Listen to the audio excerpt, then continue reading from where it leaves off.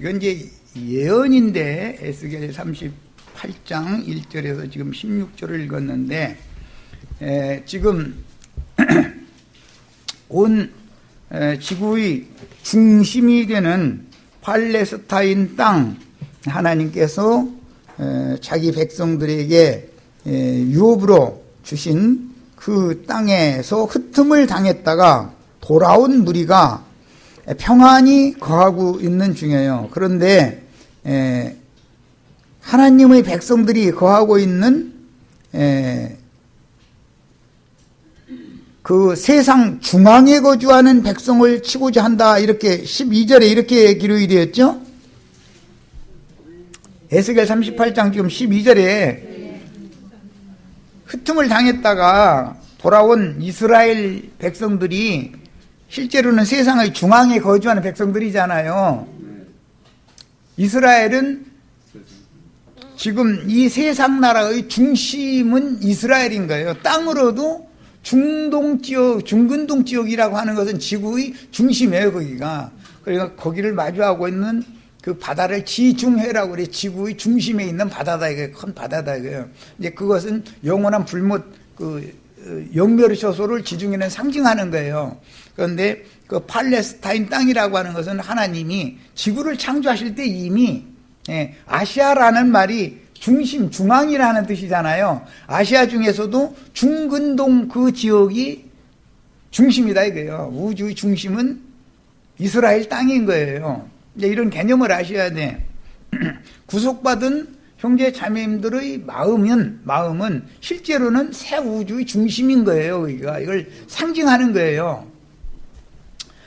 그런데 그들이 전에는 심판을 받아서 흩음을 당했다가 지금 돌아와서 그 땅에 돌아와서 안전하게 거하고 있는 중이에요. 오늘 말씀이 그렇게 됐죠. 11절에는 내가 평원의 고을들로 올라가리라. 성벽도 없고 문이나 빗장도 없이 염려 없이 다 평안히 거주하는 백성에게 나가서 뭘 늑탈하고 약탈하고 뭐 다 뺏겠다, 이런 마음을 가지고 극한 북방 족속인 곡과 마곡 군대가 쳐들어온다는 거예요. 이건 이제 비유예요. 오전 시간에 마지막 두 번째 시간에 이미 말씀드렸었어요. 이것은 무저갱에서 올라온 마귀의 군대, 여기는 마병대들이 쳐들어오는 걸로 이렇게 돼 있는데 이런 게 다 비유단 말이에요. 형제 자매님들의 영혼을 침략해서 마귀 것이 되게 하려고 형제 자매님들의 영혼을 침략하는 걸 상징하는 거예요. 그런데 역사상으로는 이스라엘 나라가 실제로 우상숭배를 하다가 천하만국으로 다 흩음을 받았어요. 그랬다가 교회 시대가 끝날 때는 다시 돌아오게 하신단 말이야. 다시 돌아와서 천년왕국이라고 하는 그 천년이 차기까지는 그 땅에 평안히 거주하게 하신 거예요. 그런데 천년이 차면 곡과 마곡의 전쟁이 일어난단 말이야. 교회 시대를 종결하는 전쟁은 무기토 골짜기에서 일어나는 아마겟돈 전쟁이라고 그래요. 그것도 역시 실제로는 무저갱에서 올라오는 마병대와 하나님의 천군 천사 하늘 군대가 전쟁하는 것을 상징하는 거예요. 근데 세상 나라에 이런 일이 일어나는 것은 이제 39장 뭐 다른 이제 말씀에 나오는데 보면은 하늘에서 유황불이 이렇게 유황이 섞인 우박이 내려온다, 이렇게 비유했어요. 이것은 세상 나라는 핵폭탄 전쟁을, 서로 핵폭탄을 막 날린다 그 말이죠. 무슨 놈 하늘에서 불 섞인 우박이 어떻게 내려오겠어요. 그러면 인류가 망하는 거예요. 그걸로 인류가 다 죽고 망하는 거예요. 그러니까 이 일은 반드시 영적인 일이 먼저 선행이 되어진 다음에 세상 나라에 그와 같이 이루어진다란 말이에요. 항상 하나님께서 그 종선지자들에게 말씀을 이렇게 예언을 하도록 말씀을 먼저 보내서 말씀을 선포하고 그 말씀과 같이 영적 전쟁이 먼저 일어나는 거예요. 그와 같이 남은 것들은 전부 쓰레기들이기 때문에 하나님께서 세상 나라에 이쪽 편 저쪽 편 서로가 저희끼리 나눠가지고 연합군 동맹군이 이렇게 나눠가지고 대전을 일으키는데 하늘에서 유황불이 섞인 우박덩이를 그렇게 내린다고 이렇게 표현을 해놨어요. 이건 소돔성을 심판할 때도 불우박이 그 땅을 이렇게 달렸다 이렇게 표현이 됐죠. 이런 것은 항상 어느 한 시대를 종결하는 세계 대전을 상징하는 말인 거예요. 그러니까 오늘 읽은 말씀도 성경에 이런 어떤 말씀이 나오면 영적 적용을 하고 그것이 인류 역사상에 집행되는 것을 항상 양면을 추구를 해야 되는 거예요. 말씀이니까 말씀대로 당연히 이루어져야죠. 예루살렘 성과 이스라엘 나라가 로마라고 하는 마병대를, 구름대 같은 마병대를 보내가지고 예루살렘 무너뜨려버리고 이스라엘 나라 심판해버렸죠. 그래서 흩어졌어요. 흩어졌다가 1900년이나 지난 다음에 히틀러라는 사람을 통해서 2차 세계대전이 일어나게 만들어 놓고 나서 그 사람을 통해서 유대 백성들을 대대적으로 박해를 하는 거예요. 그러니까는 전쟁이 끝나고 나니까 그들이 깨어났다 이거예요. 어마어마한 박해를 받았던 백성이기 때문에 깨어난 거예요. 그래서 그때 이제 39장에 나오는 하나님의 신을 그들에게 부었기 때문이다 이거예요. 자기 백성들에게 하나님의 신을 부으면 회개하는 영이 부어진다 이거예요. 그러면 우리가 왜 이렇게 당했느냐? 우리가 나라를 잃었기 때문에. 왜 나라를 잃었느냐? 우상 숭배를 했기 때문에. 여호와의 말씀을 버리고 우리가 우상, 세상, 돈 버는 거. 유대인들은 돈 버는 일에 대해서는 이 세계에서 유대인만큼 돈 잘 버는 사람이 없어요. 세상 신에게 완전히 마음이 다 뺏긴 거예요. 그러니까 하나님이 나를 믿고 살으라는데 너희는 왜 세상 신을 자꾸 의지하려고 하러 가느냐? 왜 자꾸 애굽으로 내려가느냐? 그럼 너희는 내가 심판할 수밖에 없다. 그런 조건으로 심판을 한 거예요. 뿔뿔이 흩어졌던 하나님의 백성들이 전쟁이 끝난 다음에 통회하는 영이 부어지니까, 하나님의 신이 부어지니까 회개하고 돌이켜서 지금 팔레스타인 땅에 1900년 동안이나 없어졌던 나라가 생겨났어요. 예언이라는 것은 영적으로 먼저 실현이 되어지고 역사상에 그대로 이루어져야만 하나님의 말씀이단 말이에요. 이것이 어느 한쪽으로만 영적에도만 안 되는 거예요. 또 문자대로만 해도 안 되는 거예요. 당연히 양면이 적용이 돼야 돼요. 자, 이제 이것을 말하는 거예요. 그 다음에 이제 38장은 그렇게 평안이 돌아와서 평안이 거하는 하나님의 백성들을 곡과 마곡 전쟁을 일으킨 자들이 와서 또 압제하고 늑탈하고 또 해치고 흩어버리려고 왔는데 하나님이 하늘에서 두루박을 내려가지고 뭐 역병을 보내고 두루박을 내리고 자기네 연합국이면 연합국끼리 서로가 안 맞아가 저희끼리 싸워. 먼 데까지 이렇게 원정을 왔다가 동맹원 나라끼리 저희끼리 싸우면 누가 되겠어요? 자멸하는 거지.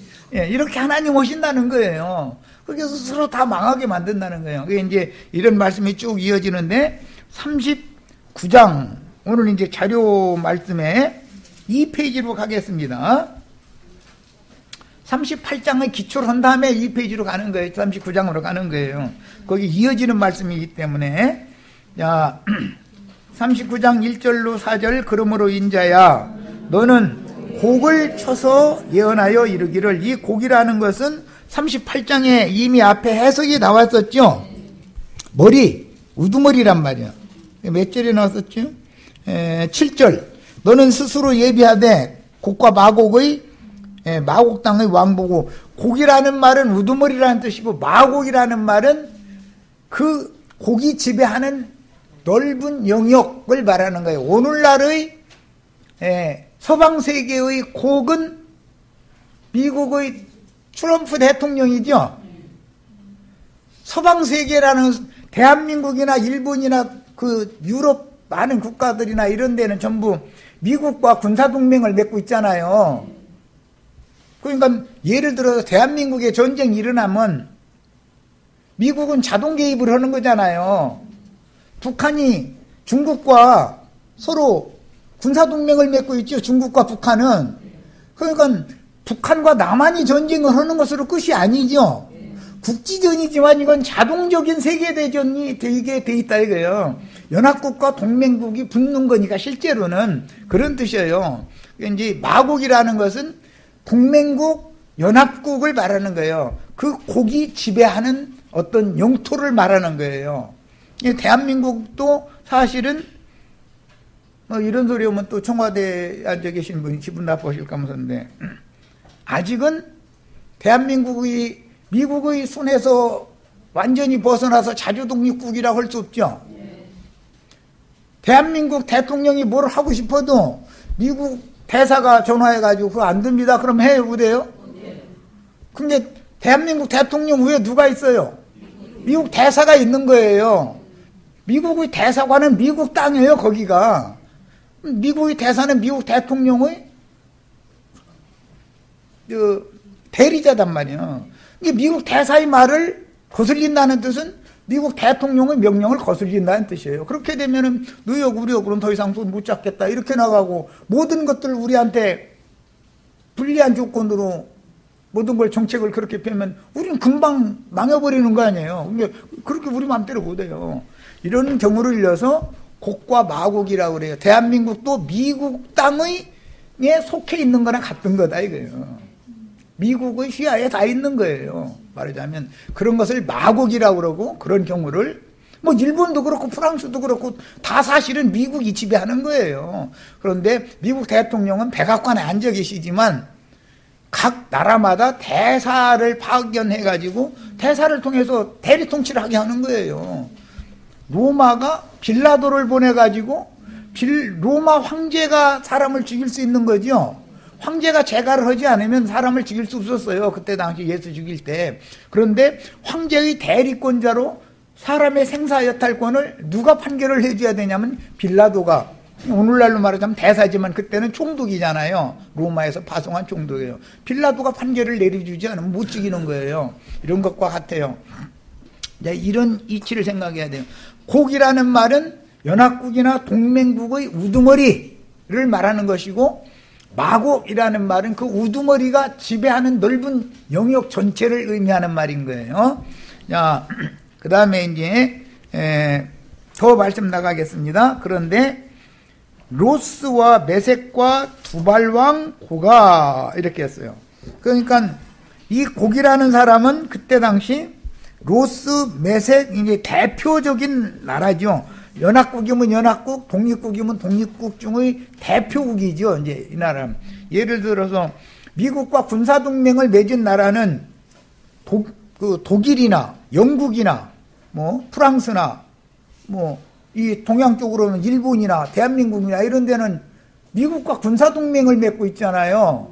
그 실제로 모든 대한민국 군대도 누가 통치를 하게 되느냐 하면은 대한민국 국군의 통수권은 대통령이 갖고 있는 건 대한민국의 헌법일 뿐이고, 실제로는 대한민국이 북한이 뭔가를 한다 해가지고 대한민국이 자율적으로 응징을 한다든지 전쟁을 일으킨다든지 할 수가 없어요. 대사관에서, 미국 대사관에서 좋다, 쳐라. 걔들이 그렇게 먼저 그렇게 했다면 응징해야 된다. 허락이 떨어지기 전에는 절대 응징을 못 해요. 이것은 실제로는 대한민국의 국군도 통수권자는 트럼프 대통령인 거다, 그런 말이단 말이야. 예. 지난번에 연평도에다가 북한이 포격했죠. 그런데 대한민국 공군이 출격을 했어요. 출격은 법대로 하니까 출격을 한 거예요. 그런데 가서 폭탄 투하를 했느냐? 그건 못해요. 대사가 전화해가지고 조금만 더 참아라, 좀 기다리라. 그럼 못하는 거예요. 그래서 우리만 당하고 말았죠. 늘 그러는 거예요. 왜? 그 나라에서 보자면 국지전 이런 걸 가지고 세계 대전으로 비화시키면 안 되기 때문에 그걸 못 오게 하는 거예요. 우리는 분하지요.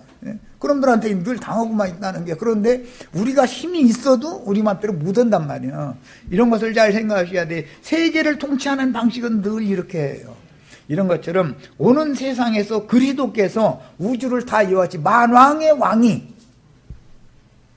10고을 5고을 10고을 5고을 뭐 이렇게 2고을 다스릴 왕들을 쭉 세워놓고 새 우주를 그분이 전체 우주를 다 통치하는 거예요. 이렇게 하는 것을 주와 그 그리스도의 나라가 된다 이렇게 말을 해요. 그러니까 이런 예언서 읽을 때는 이런 기본 개념을 알고 읽으셔야 되는 거예요. 세상 나라는 표상인 것이죠. 주님의 나라가 어떻게 통치되어질 것인가를 보여준 그림이에요. 자, 이제 이런 개념을 알고 더 읽어나가겠습니다. 고가 내가 너를 대적하여 왜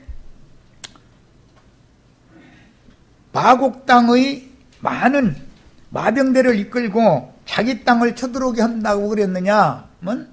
자기 백성들이 우상숭배를 자꾸 하니까, 우상숭배를 한다라는 말은 세상신과 하나님을 자꾸 겸하여 섬기려고 한다 이런 말이에요. 그런 거 보고 간음한다고 그래요. 성경에서는 영적으로 그게 간음하는 거예요. 그것을 못하게 자꾸 선지자들을 보내서 말리는 거예요. 이렇게 하지 말아라. 이제라도 이 세상신 버리고 여호와께로 우리가 다 돌아가야 된다. 여호와께서 다 책임져 준다는데 왜 이렇게 못 믿고 이러느냐? 그래도 인간들이라는 것은 육신의 눈으로 왕이 보여야 되는데 육신의 눈으로는 안 보이잖아요. 나의 삶을 책임진다는 것을 성경에는 있지만 그걸 어떻게 믿냐 이거요. 육신의 눈으로 안 보이는데. 그러다 보면 어떻게 되죠? 그거 믿을 만한 거야? 나는 당장 돈이 필요한데 어떻게 돈을 주고를 않냐? 사람들은 전부 유물적인 관념을 갖고 있다 이거예요. 물질계에 속해 있다 보니까, 땅에 속하고 육신에 속하다 보니까 육신적으로 뭔가 표적이 나타나야 돼요. 그럼 돈이 필요하면 표적으로 오늘 밤에 우리가 지금 돈이 외덕이 갑자기 필요하게 됐는데 그러면 내일 새벽쯤에서 기도 이제 철야 기도를 끝날 쯤 되면은 지붕이 딱 열리고서 돈보따리가 하늘에서 이렇게 내려와야 되는 거예요. 그러면 믿죠? 그렇죠? 그 믿음은 그 돈 떨어지면 다음에 또 하죠. 세 번째 안 내려주면 어떻게 할 거야 이제? 그럼 이제 에이 나 안 믿어버려 이래요?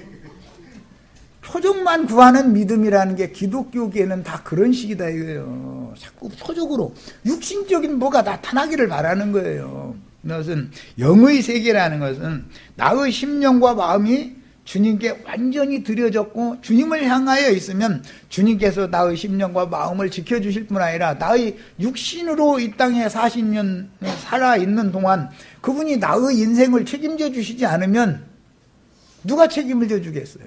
그런데 사람들은 나타난 걸 믿는다 이거예요. 엄마 누구누구가 갑자기 병이 나가지고 병원에 지금 입원했어. 그러면은 엄마는 뭘 생각해요?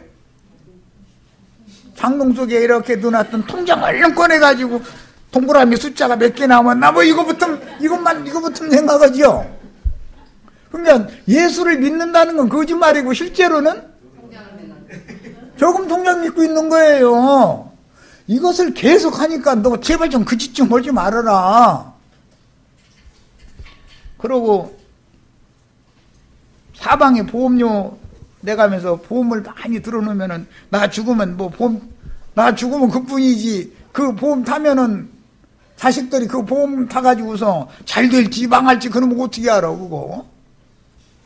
야 내가 보험회사 사장인데 왜 나한테 보험을 안 들어놓고 무슨 놈의 보험을 사방에다 이게 또 먹고 사는 거 주면은 쓸데없는 데다 갖다 내주면 걔들 다 지들도 먹고 살자고 하는 그거 돈 장사하는 회사지. 왜 그 사람들한테 의지하려고 그래? 나를 믿어야지. 이러면은 눈에 보여야 말이지. 보험증권은 눈에 보이잖아 이거. 나 죽으면 생명값이 나온다 이거요. 내 생명값 나오면 누가 차지하는데 그거? 자식이 딱 하나 있으면 그나마 다행이요. 만약에 둘이나 셋이 있으면 오빠가 남자라고 해가지고 그거 다 가지면 써? 나도 권리가 있어. 혼자 가질 생각 말아. 이렇게 되면은 보험증권 안 남겨놓은 게 낫죠. 그냥 나처럼 아예 보험을 들지를 마. 가장 안전한 보험 나 다 들어놨으니까.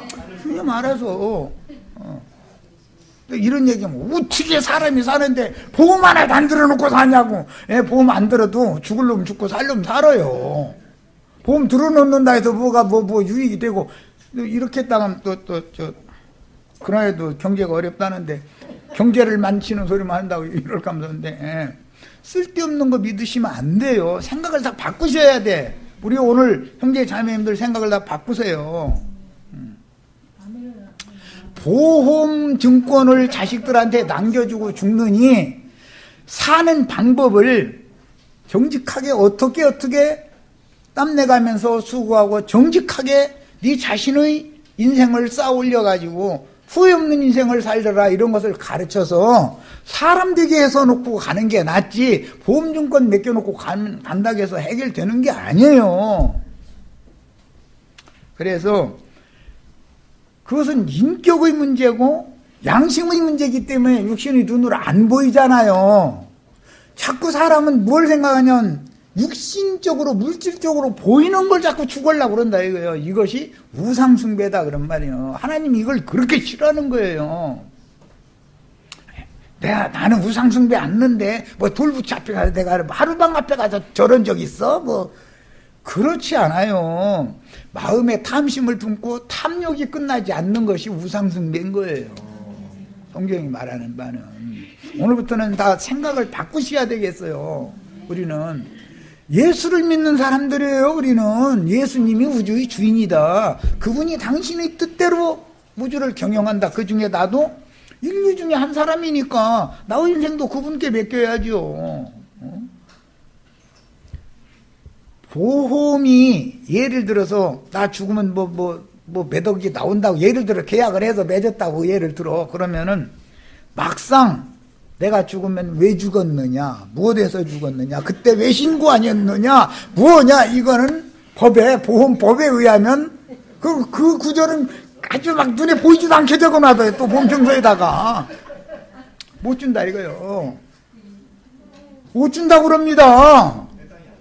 예, 해당 사항 무하고 이제 재판해야 돼. 그것 때문에 괜히 변호사만 돈 떼줘가면서 이러고 보험 조금 타봐봤자 이리 띠끼고 저리 띠끼고 남는 것도 없어.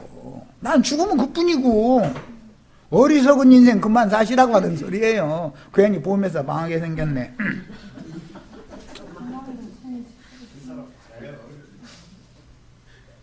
지금 야근 분들은 그런데 중간에 해약하면 또 몇 푼 주지도 않아요. 이 보험회사는 또 해약하면 몇 푼 주지도 않아요.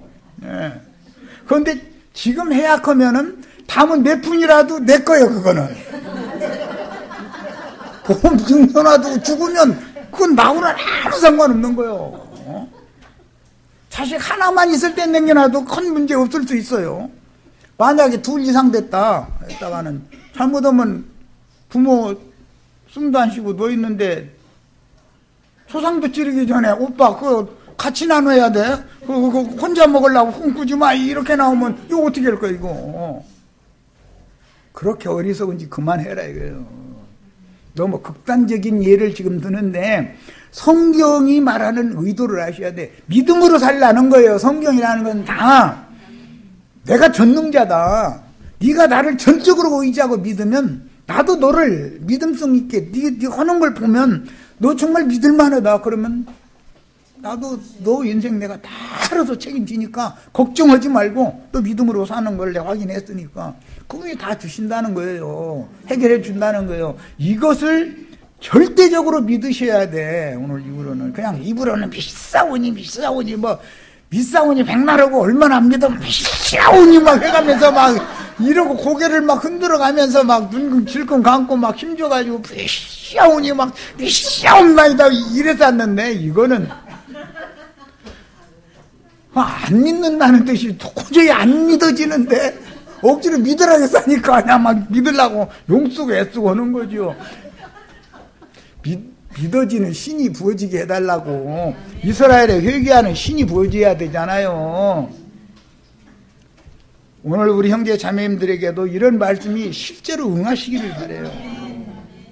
성경을 벌로 주시면 안 된다니까. 그래서 다 믿음 좋다고 그래요. 안 믿는다는 사람이 어디가 있어요. 지금 다 믿는다고 그러지.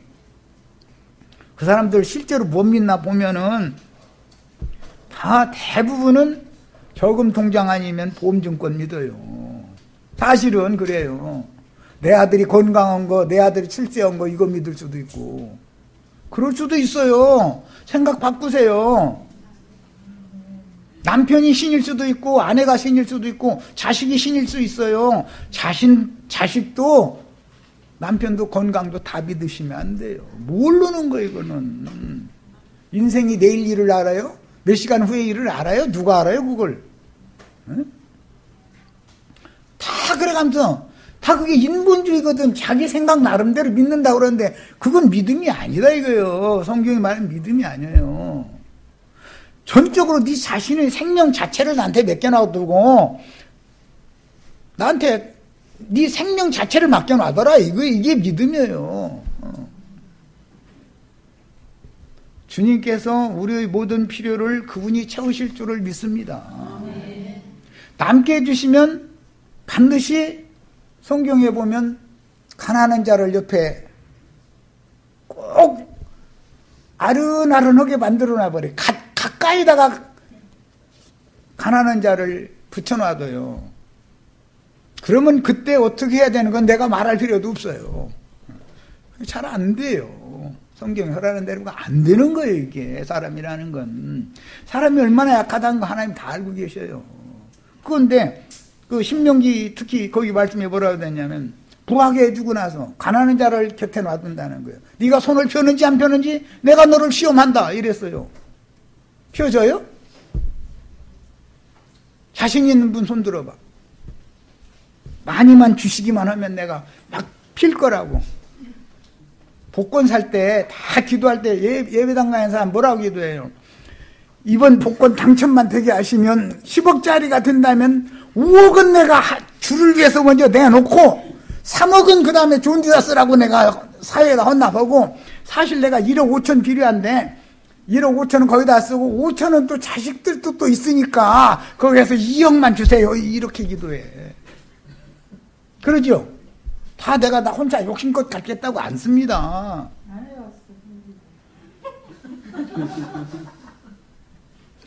얼마나 가증하냐 이거예요. 하나님이 인간의 속을 너무 잘 알고 계셔요. 하고 하나님을 속이려고 그러는 거예요. 너 왜 정직하지 못하냐? 너 이렇게 가증하지더냐? 이러잖아요. 이런 음성을 매 순간 들으셔야 돼. 이게 그리스도인인 거예요. 처지체는 좀 우리 동네 살지 말고 좀 이사나 어디로 좀 이사 안 보내시고 왜 저래 막 지난번에 손 폈잖아. 네, 그렇게 손 피면은 받는 사람이 주님 앞에 가서 눈물을 흘리면서 호소해요. 주여 이 더럽고 치사한 돈 이거 안 받을 수도 없고 내가 너무 힘드니까 나 이렇게 은전맹립 던져주는 사람 옆에서 살게 하시지 말고 주님 책임지신다고 하셨으니까 알아서 하시라고. 난 이런 돈 정말 안 받고 싶다고 눈물 흘려가면서 주님 앞에 가서 호소하면 어떻게 할 거예요? 그런 일이 없다고 누가 보자면 능히 그럴 수 있죠. 하나님 혀라는 손 깨끗한 손으로 펴진다는 게 어렵다는 걸 설명하려고 그러는 거예요. 그게 쉽게 되는 게 아니단 말이야. 은전 한 입씩 툭툭 개 길들이듯이 이래놓고 나서는 고개 빳빳이 들고 자기 중이나 되는 것처럼 너는 나한테 받아먹는 놈 아니야? 이런 식으로 나 오늘부터 교만해지게 해주세요. 이렇게 기도하는 사람 하나도 없어요. 그런 사람 어디가 있어요? 자신도 모르게 그렇게 돼버렸지. 자신이 알고서 그렇게 되는 사람은 어디가 있어요? 어느 날 보니까 나는 상류층에 있고 너는 내 발밑에 있는 게 아니야. 자신도 모르게 벌써 이게 조성이 딱 돼버린 거예요. 이 사람이 구원된다는 게 쉽겠냐고. 그게 안 되는 거예요. 기독교식으로 저렇게 뭐 예배당 열심히 다니면 구원받아 죽으면 천당 가고, 만약에 그것이 구원이라면 난 예수 안 믿어. 안 믿어, 나 같으면. 그럼 뭐라고 그 예배당에 다닙니까?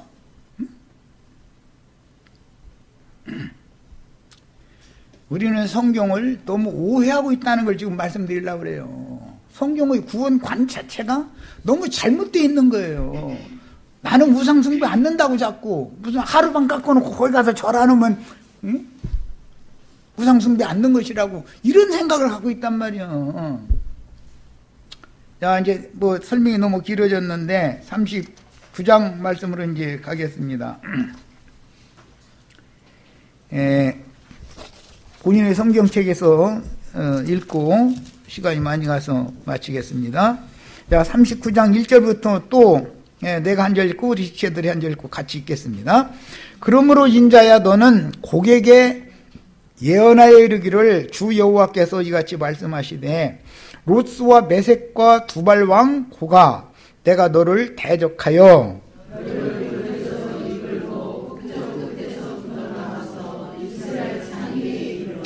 38장 8절에도 이스라엘 산 위에 그 곡과 마곡이 이른다고 그랬죠.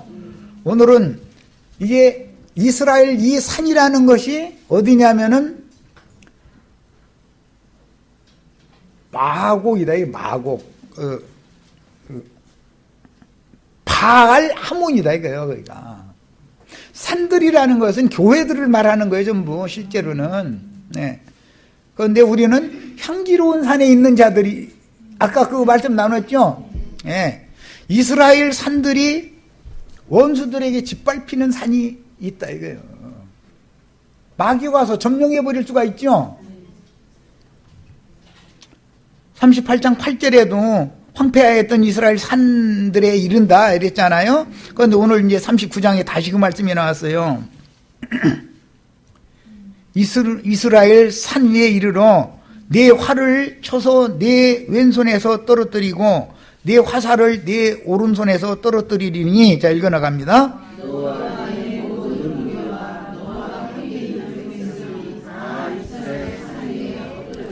야, 이스라엘 산에서 다 침략군들이 엎드러진다 이거예요. 마병대가. 이게 무저갱에서 올라온 마병대를 상징하는 거예요. 계시록 9장에는 무저갱이 열리면 무저갱에서 마병대가 올라오죠. 그 무저갱의 사자 마병대에 의해서 두 증인들이 죽임당하잖아요. 무저갱에서 올라온 짐승한테 죽죠. 내가 너를 각종 사나운 새와 들짐승에게 넘겨서 먹히게 한다 그랬어요. 여기 각종 사나운 새라는 건 육식성 새들은 비유로서 이건 공중권세 잡은 악의 영들을 상징하는 거예요. 사람의 생각 속에 어둠의 생각, 육의 생각, 타락의 생각을 집어넣어주는 거예요. 멀쩡한 사람도, 예배당 열심히 다니는 사람도 그 사람의 정신이 허공에 떠가지고 둥둥 날아다닐 수 있어. 얼마든지. 저쪽 이쁜 아가씨가 앉아있는 술집에서 이리 와 그러면 거기 자신도 모르게 끌려가는 거예요. 영의 역사라는 건 그렇다라는 거 설명하느라고 그래요. 뭐 우리 지체들 중에서 누가 뭐 술집 아가씨가 오라고 한다고 해가지고서 이렇게 쳐다봐 술집 아가씨도 돈풍이나 이렇게 생긴 사람 보고 오라고 그러지 뭐 형제 자매들 보고 오라고 하겠어. 그렇지만 어쨌든 영의 역사라는 건 그렇게 된다 이거예요. 귀신 씌어대면 별짓을 모르는 거예요. 이거는 흰사복 입고 예배당 열심히 다니니까 그 사람은 안 그런다. 안 그럴지 어떻게 알아. 하나님이 그를 붙들고 계시다가 놔버리면 별짓 다 할 수 있는 거예요. 응? 얼굴 예쁘장한 여집사님은 엉뚱하지도 않을 것 같으죠? 몰라요. 인생을 믿지 말라겠어. 누구를 믿으라고? 하나님 여호와만 믿으라겠어. 인생을 믿으시면 안 돼. 몰라. 나 자신도 어떻게 될지 모르는 거예요. 어떤 시험이 올지. 이건 이제 극단적인 예를 드는 거예요. 자, 그러면 그 손에 칼과 활 무기를 들고 왔지만 하나님께서 그걸 다 떨어뜨리게 한다고 그랬어요. 칼과 활을. 그러면 그들의 무기가 다 무용지물이 되게 한다 그 말이겠죠. 예배당 목사님들이 가르치는 신학 교리 뭐 해가면서 하는 거, 말 같지 않은 거 전부 다 못 써먹게 만들 수 있어요, 없어요? 전부 생판 거짓말들이라는 것이 들통나면 다 그거 칼 붙잡았던 거 다 떨어뜨리는 거 아니에요. 그거 다 소용없는 거예요. 진리의 말씀만이 능력을 발휘하는, 그래야 이기는 거예요, 진리의 말씀이. 예. 그리고 들의 짐승들한테 그 육체들을 전부, 마병대의 군대들 전부 다 밥으로 줘버린다는 거잖아요. 그건 뭔 뜻이에요? 공중권세 잡은 악의 영들은 날짐승들로 상징했고, 들짐승들이라는 것은 오전 시간에도 말씀드렸지만 노력하는 일이 늑대, 여우, 들개 종류, 땅에 귀신들이다 이거예요. 귀신 씌어된 목사들이다 이거예요. 이게 전부 귀신 씌어된 목사와 그 목사에게 부속되어져 있는 군대들이잖아요. 신자들이잖아요. 이해되셨죠? 이게 다른 영 받은 사람들이고 다른 예수 믿는 사람들이다 이거예요. 그들이 다 이스라엘의 산 위에서 엎드러진다 그랬으니까 안 믿는 사람들이 아니고 다 돼지, 개돼지의 영이 임한 영적으로는 죽은 자들이다 이거예요. 이게 하나님 심판받은 자들이다 이거예요. 오늘 또 예배당에 지금 돼지떼가 모여가지고 산에 모여서 꿀꿀꿀꿀 멍멍멍멍 그러다가 지금 뭐 헤어졌겠지. 다들 이 시간쯤 되면 다 보면 헤어지니까. 하나님 보실 땐 그렇게 본다 이거예요. 이것은 세상 잡귀가 다 잡아먹었다 이거예요. 그들을. 이해되시죠? 악의 영들이 그 영혼들을 다 잡아먹어버렸다 이거예요. 그래서 이스라엘 산 위에 그들이 심야가로 왔다가 그들이 여기서 오히려 다 엎드러져 죽는 얘기를 한 거예요. 자, 이제 더 나가겠습니다. 네가 빈들에 엎드러지리라. 이는 내가 말하였습니다. 주 여호와의 말씀이니라. 내가 또 불을 마곡과 및 섬에 평안히 거주하는 자에게 내리리니 내가 여호와인 줄을 그들이 알리라. 아니, 하늘에서 무슨 불이 내려옵니까? 이제 저 앞에 더 나가면은 어떻게 불을 내리냐면은 불 섞인 우박을 막 이렇게 내린다고 했어요. 이런 것은 심판의 영이 임한다 그런 말이에요. 심판의 영이. 이게 세상 나라의 전쟁으로 실현될 때는 핵폭탄을 사방에서 쥐끼리 막 쏴대는 거예요. 그럼 불 섞인 우박이 막 하늘에서 막 쏟아지는 거예요. 그런데 그 중수가 얼마나 된다고 했어요? 불 섞인 우박이 하늘에서 내려오는데 중수가 얼마나 하겠어요?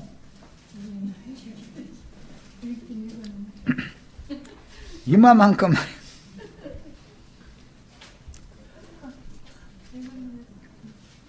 북한에 그 열병식 올 때 보니까 핵무기 이게 실은 자동차 하나 지나가는데 보니까 바퀴가 막 수십 개가 달린 바퀴가 끌고 가더만. 거기다 핵탄두 그 맨 전체가 그 폭탄은 아니고 핵탄두는 앞에 있지만 그것을 쏘아서 보내니라고 거기 이게 화약통이 그렇게 이제 크니까 그렇게 된 거겠지 당연히. 그런데 그것을 한 방만 쏘는 게 아니고 그냥 양쪽에서 있는 데를 다 쏴야 된다 이 말이잖아요. 그러면 세상이 불바다돼서 망하는 거 아니에요. 중수가 다 한 달란트씩 된다고 이렇게 했어. 이게 뭐 내가 질문하면 얼른 답이 탁탁 나와야 되는데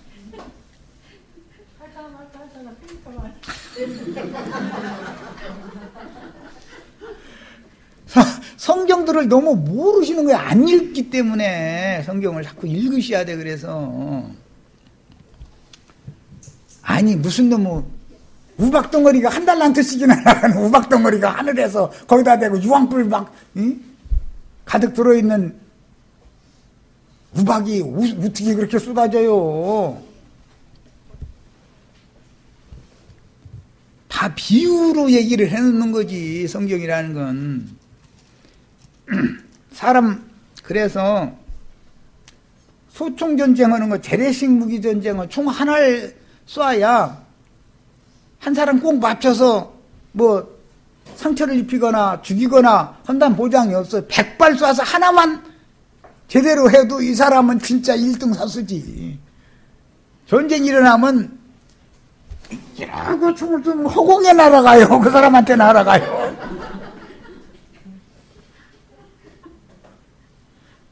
내가 맞아서 죽을 각오 하고서 이렇게 내놓고서 과감수 쏘야 되는데 그만 이러면 총알만 아깝지 뭐. 그게 뭐야.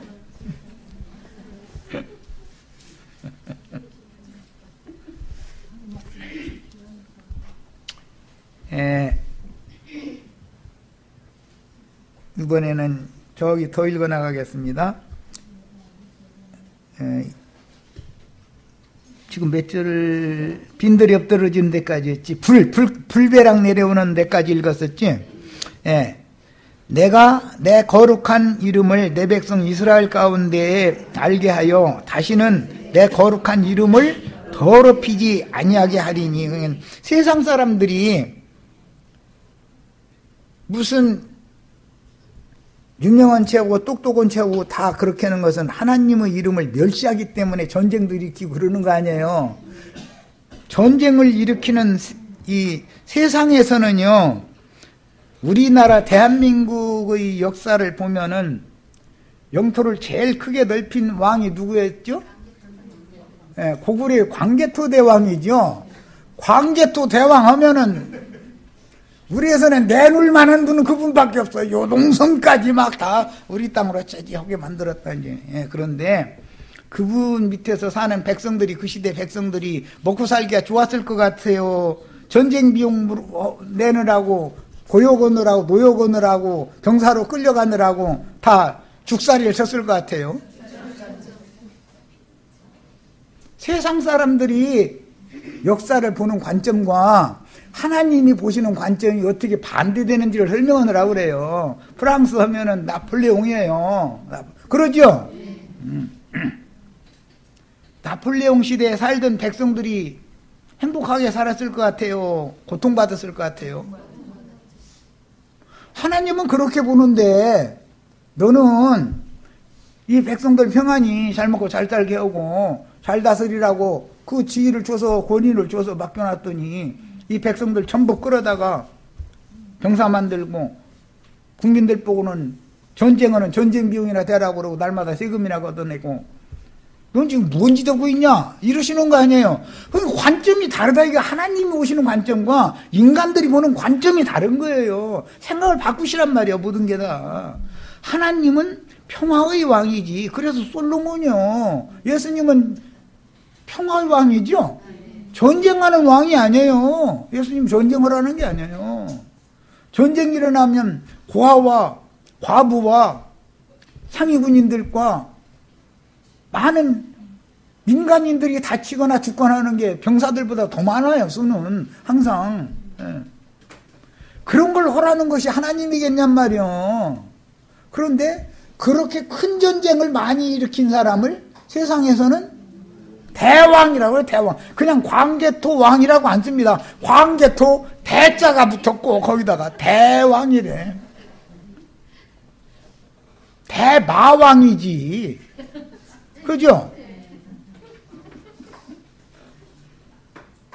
최근 역사 우리나라 쪽은 또 이상한 생각을 감사한데 바가무게 이제 시하면은 막 장갑차 탱크 막 몰고서 막 광화문으로 막 이렇게 하면은 어떤 사람들은 대단한 걸로 봐요. 그러나 하나님은 그렇게 대단하게 안 보셔요. 무자비하게 군합발로 사람 밟고 멋대로 쏴서 죽여버리고 그렇게 하는 것을 하나님이 그런 하나님이겠어요? 생각을 다 바꾸시라고 하는 소리예요. 세상 나라의 비유를 들어서 하는 말이에요. 우리는 지금 예수 믿는다고 하는 것이 전부 인본주의다. 인간을 위주로 해서 나를 위주로 해서 세상을 보는 거예요. 관점이 다 그러는 거예요. 하나님이 우주를 어떻게 보시는지를 생각을 해야 된다 이거예요. 이걸 신본주의라고 그래. 신본주의와 인본주의가 싸우는 거예요. 실제로는. 자, 이제 더 읽어나가겠습니다. 그래서 하나님이 어떤 분인지 전쟁을 무자비하게 일으켜가지고 이스라엘 백성들, 평안히 가는 백성들 그렇게 무자비하게 짓밟으러 왔는데 이놈들한테 내가 원수 갚아버린다 그 말이잖아요. 그 나라에서는 대병을 일으켜서 지구의 중심이 되는 중근동을 점령을 해버렸다. 야, 우리 대통령 아무개 막 이럴 거 아니겠어요. 그건 인간들이 보는 관점이고 하나님이 보시는 관점, 하나님의 백성들, 하나님의 땅을 인간들이 함부로 근접을 해서 짓밟는 것을 용서할 수 없다 지금 그 말이란 말이에요. 이것은 영적으로는 피로 사신 형제 자매님들의 영혼을 함부로 지배하고 인간의 생각 따라서 사람으로서 하나님의 백성들의 마음을 자기 맘대로 좌지우지하려고 이게 짓밟는 거잖아요. 헌금만 내면 도둑놈 막 이래 쌓고 이게 다 무는 것들이다. 하나님은 그놈들을 가만 안 놔둔다 지금 그 말이에요. 형제 자매님들의 양심과 마음은 주님이 왕노로 드셔야 되는 거예요. 주님이 다스리셔야 되는 거예요. 이것이 주님 나라인 거예요. 이게. 자, 더 가겠습니다. 주 여호와의 말씀이니라 볼지어다 그날이 와서 이루어지리니 주님의 말씀이 이루어진다는 건 주와 그 그리스도의 나라가 된다 그 말이죠. 내가 말한 그날이 이날이라 이스라엘 성읍들에 거주하는 자가 나가서 그들의 무기를 불태워 사르되 큰 방패와 작은 방패와 활과 화살과 몽둥이와 창을 가지고 7해 동안을 불태우리라 그랬어요. 그러니까 뭐 사도행전에 보면 그 마술하는 책 다 모아서 불사르고 이제 이런 말씀이 나왔는데 신학 교리 무슨 가짜는 소리 해서 하는 거 전부 싹 이제 못 써먹게 만드는 날이 온다 이거예요. 그들의 무기 툭 하면 신학적으로 이렇다는 그 소리 절대 못하게 만든다 이거예요. 어떤 인간 나라에서 이제 토상으로는 인간 나라에서 무슨 광개토 대왕 나폴레옹 프랑스의 대영웅 나폴레옹 장군 황제 이런 소리 못하게 만든다 이거예요. 그러면 하나님의 영광이 드러날 수가 있어요? 그 인간들이 모든 사람들한테 다 그렇게 떠받침을 받고 추앙을 받는데 하나님은 멸시당하는 거 아니요. 자, 그 다음에 이같이 그 무기로 불을 피울 것이므로 그들이 들에서 나무를 주워오지 아니하며 무기만 태우면 되는 거예요. 이제 숲에서 벌목하지 아니하겠고 전에 자기에게 약탈하던 자의 것을 약탈하며 전에 자기에게 늑탈하던 자의 것을 늑탈하리라. 주 여호와의 말씀이니라. 목사님들이 다 불쌍한 영혼들 약탈하고 늑탈해서 지금 다 자기 거 삼아가 저러고 있죠. 뭘 위해서 무기 가지고 함부로 휘둘러대서 그렇게 해서 다 자기 밑에 지금 복종시킨 거 아니야. 그런데 하나님의 백성들을 거기서 빼낸다 지금 그 말이잖아. 그 소나기에서. 그날에 내가 곡을 위하여 이스라엘 땅 곧 바다 동쪽 사람이 통행하던 골짜기를 매장지로 주리니 통행하던 길이 막힐 것이라. 사람이 거기에서 곡과 그 모든 무리를 매장하고 그 이름을 하문곡 골짜기라 이르리라. 이게 바알 하문이 여기에서 나오는 거예요. 아가서 바알 하문 얘기 지금 하느라고 이거 하는 거예요.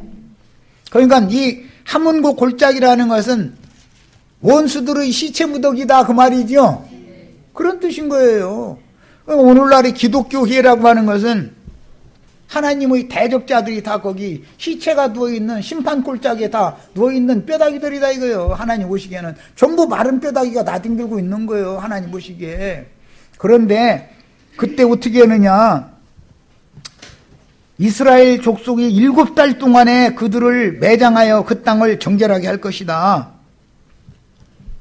마른 뼈다귀들이 시체가 나뒹굴고 있는데 그때 어떻게 한다고 하냐면 매장하는 회사를 이제 차리는 거예요. 이제 그 땅의 모든 백성이 그들을 매장하고 그로 말미암아 이름을 얻으리니 이는 나의 영광이 나타나는 날이니라.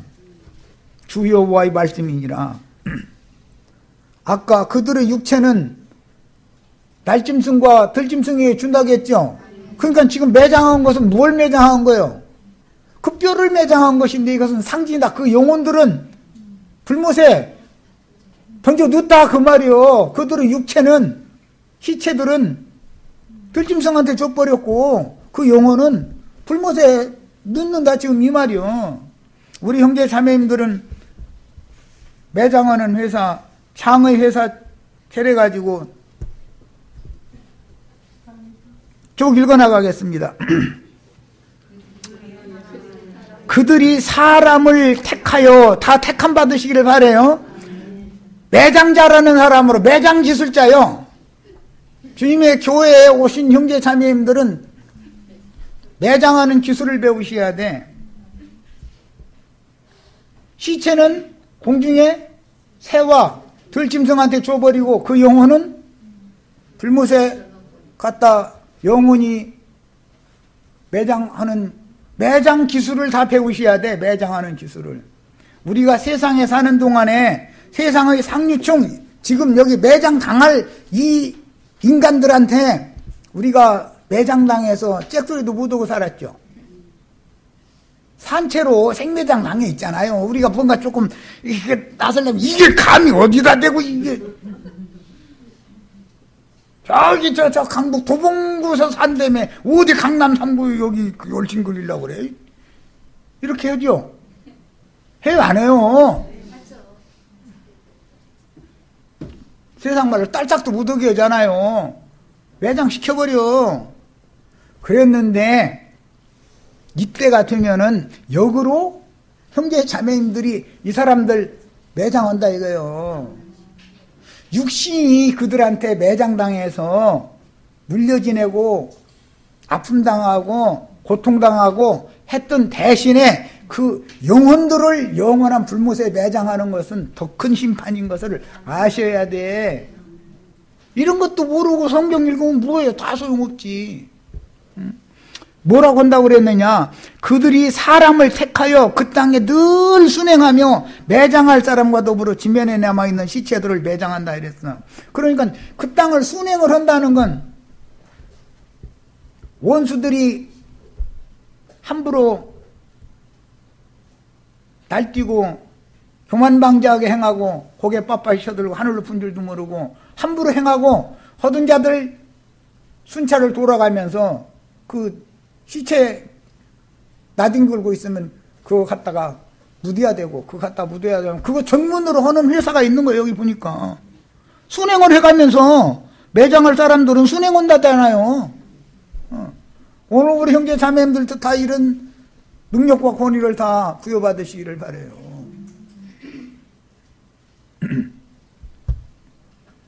시체 장사 처리, 시체 처리하는 것이 워낙 많은 사람들이 때려 죽어 있기 때문에 그 시체를 처리하는 것이 그만큼 문제가 된다 그 말이잖아요 지금. 그런데 시체를 전문으로 돌아다니면서 어디 마른 뼈다귀 놔두고 있나 발견하면 그거 묻는 기술자들이 있는 거예요. 아, 참 성경에 어떻게 이런 말씀이 다 있는가. 그 땅에 늘 순행하며 매장할 사람과 더불어 지면에 남아있는 시체를 매장하여 그 땅을 정결하게 한다. 그래야 세상 나라가 주와 그 그리스도의 나라는 정결한 땅이죠. 이걸 새하늘과 새 땅이 왔다 그래요. 시체들이 하나님의 눈에 볼 때는 전부 죽은 시체들이 나둥글고 있는데 마른 뼈다귀들이 그거 시체들을 만지거나 시체를 손댔으면 정해요 부정해요? 그래서 당연히 매장하는 기술자가 필요하게 되는 거예요. 땅을 정결하게 해야 되니까. 이런 걸 보고 새하늘과 새 땅이 임했다 그래요. 모든 부정한 것들, 육에 속하고 타락한 것들, 땅에서 온 것들이 권세 부리고 힘없고 약한 자들 함부로 대하고 교만방자하게 하늘 높은 줄도 모르고 함부로 살고 말도 함부로 찍찍해대고 그래도 누구 하나? 어떻게 그 사람한테 한가할 수가 없는 거예요. 세상 나라라는 건 그런 거예요. 나 오늘부터 나 이제 교만해질 거야. 이제 이러고 교만한 사람은 하나도 없다니까. 주여 나라야 늘 겸손하게 하여 주옵소서. 그런데 기도하면 할수록 귀신이 와서 그래 너 지금 참 겸손해 너. 야 너 참 겸손하다. 겸손한 줄 착각하면 안 돼. 뭐가 겸손한 건데. 겸손하게 하여 주옵소서 기도했다가는 밥그릇이 빈깡통 되는 수가 있어. 겸손하게 만들어 달라고 했으니까 알았다, 너 기도 참 잘한다, 내 그 기도 들어준 마에서 진짜로 겸손하게 만들어 놓을 수 있죠? 있어요 없어요? 하나님 그런 능력이 있어요 없어요? 하늘 높은 줄 모르고 방자하게 더 이상은 못 살게 만들 수 있어요. 정말로 겸손하게 만들 수 있어요. 하나님은 이걸 믿으셔야 돼. 네. 심령이 깨지고 낮아지면, 그 신이 부어지면 사람 얼마든지 주님 내가 교만한 줄도 모르고 교만했습니다. 그 신이 부어지면 이게 기도가 딱 나오게 돼 있어. 하나님 앞에 내가 딱 꺾어지면은 무릎을 탁 꿇어가면서 나도 모르게 눈물 흘리면서 주여 내가 얼마나 교만하고 방자했으면 세상의 사람이 망신을 당해도 무시를 당해도 그렇게까지 당해야 됐느냐고. 그때 하나님이 나를 그렇게까지 낮추실 때 눈치도 못 채고 그래도 사람을 뭘로 알고 그러느냐고 이래가면서 나는 자존심 꺾어지면 나는 이 세상 사람 아니야. 난 딴 건 다 좋지만 나 자존심 상해가면서 난 못 견뎌. 그러면서 내 고집을 누가 당하느냐고 내 주먹을 막 주먹이라 맹뺑 까내가지고 뭘 내 주먹이요. 내 주먹은 다 인간이라는 건 이렇게 돼 있어요. 구조가. 나만 그런 게 아니에요. 주님을 만나야 돼. 그때 전능자의 손에 딱 걸리면 무릎을 탁 꿇게 돼 있고 눈물 흘려가면서 주여 주님이 만왕의 왕이요 만주의 주님이십니다. 나는 교만한 것도 몰랐고 나는 참 굉장히 겸손하고 정말 인간적이고 점잖은 사람으로 알았는데 내가 욕하던 사람의 그런 위치에 나를 갖다 주님이 올려놓으시지 않았으니 다행이지. 만약에 나를 그 자리에다 놨더라면 난 정말로 꼴값 떨고 다니다가 내가 어떤 인간인지 나 자신도 모르는 채로 그냥 갈 뻔했는데 큰일 날 뻔했는데 주여 나 건져주셔서 얼마나 감사한지 모르겠습니다. 주님 눈물 흘리게 돼 있다 이거예요. 이게 예수 믿는 동거예요. 이게 하나님의 구원이에요. 하나님의 말씀을 너무 오해하기 때문에 이 얘기하는 거예요. 마무리 말씀만 이제 볼 겁니다. 그 잔치 얘기인데 17절부터 보겠습니다. 그게 이제 하문국 하문화라고 하는 것인데 그게 기독교계 사람들이 다 이렇게 기독교계에서 세상적으로 잘 되면 높아져요? 겸손해져요? 겉으로 볼 땐 다 겸손한 것 같아요. 점잖아 보이고 하나님은 못 속인다니까. 못 속여요. 정말로 하나님은 사람 겸손하게 만들 수 있어요. 무릎 탁 꿇게 만들 수 있어요. 무릎 꿇고서는 쌀쌀 빌게 만들 수 있는 거예요. 이런 하나님을 만나야 되는 거예요. 이런 하나님을. 17절 주 여호와께서 말씀하셨느니라 너 인자야 너는 각종 새와 들이 각종 짐승에게 이르기를 너희는 모여오라 내가 너희를 위한 잔치. 계시록 19장에도 이게 나오는데 천국 잔치한다 뭐 주님 오시면 막 잔치 벌어진다 했었는데 그 잔치가 뭔가를 알아야 돼. 기독교 목사들이 가르치는 그런 그 사람들의 세계가 더 좋아지는 그런 잔치를 하는 것이 아니에요. 참 그리스도인들을 기독교인들이 박해했는데 기독교인들 전부 심판해버린 것이 천국 잔치인 거예요. 그게 그들에게 이 세상에서 눌림당하고 고통당하고 침뱉음당하고 무시당하고 그러던 사람들이 그들을 심판하고 불못에 던져둘 것 던져두고 시체 처리해버리고 하는 것이 잔치요. 이게 가장 공의로운 하나님이 우리를 위해서 베풀어놓은 잔치인 것을 꼭 깨달으시기를 바라요. 세상 사람들이 이 생에서도 날마다 호화로 연락하고 잔치해 가면서 살다가 부자는 그렇게 살았다겠죠. 그지 나사로는 그 대문에서 부자가 떨어뜨려 주는 거 얻어먹고 연명하고 살다고 그랬어요. 그런데 시대가 딱 바꿔지고 나니까 이게 완전히 역전되더라는 거예요. 그지 나사로는 아브라함의 품에 있고 그 부자는 이 땅에서는 날마다 호화로이 잔치하면서 살았지만 부자는 불꽃 가운데서 심히 고민하는 가운데 떨어졌더라는 거예요. 이것이 하나님의 공의의 심판이고 이렇게 해주는 것이 잔치인 거예요. 기독교계에서 지금 뭐 천국 잔치 막 그냥 벌어지면 그냥 막 그때 막 자기네들은 목사님들이 영광명령관 또 받는데 막 하나님이 그렇게 불의한 하나님이겠어요? 그런 하나님을 왜 믿습니까? 응? 이 생에서 정말로 주를 잘 섬기던 참 그리스도인들은 다 세상에서 길을 못 피고 살아요. 그럴 수밖에 없어요. 매장당한 상태잖아요. 세상에서 우리가 다 매장당해 있지요 지금. 어디 고개 들으려고 하면 가만 놔둬요? 발로 한테 턱 치고 밟아버리고 삽으로 흙 갖다 덮어주기만 하면 얼마나 감사해. 그렇게도 안 해. 뼈다귀 요새 그거 왜 이게 뼈다귀 가는 요새는 그 분쇄기? 거기다 넣어가지고 그냥 해서 뿌려버려. 다시 일어나지 말라 이거요. 너 같은 놈은 일어날 생각도 말아라.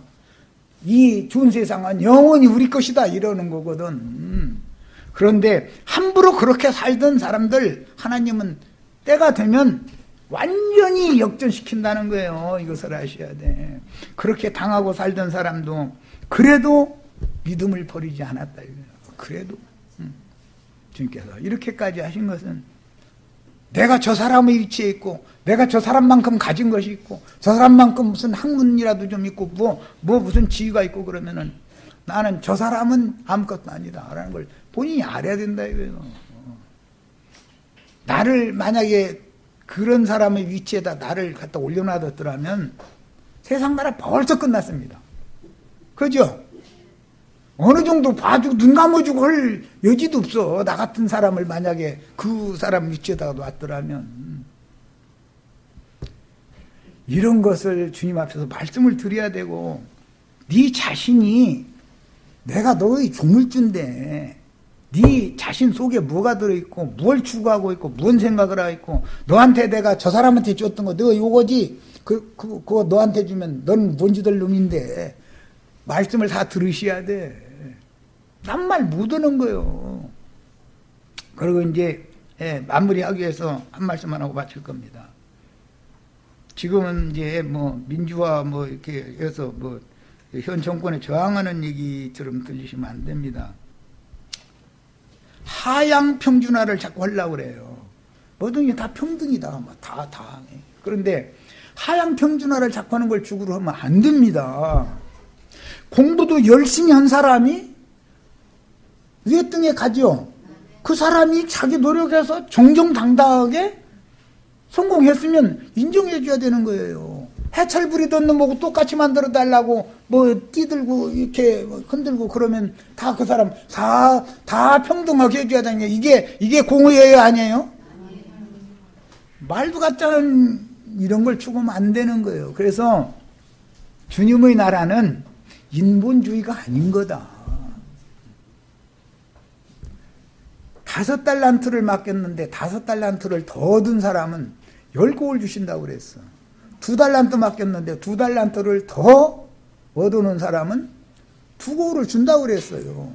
1달란트를 도로 내놓은 사람은 그 사람 또 뺏어가지고 10달란트 있는 사람한테 준다고 그랬어. 이것이 하나님의 공의의 판단이요.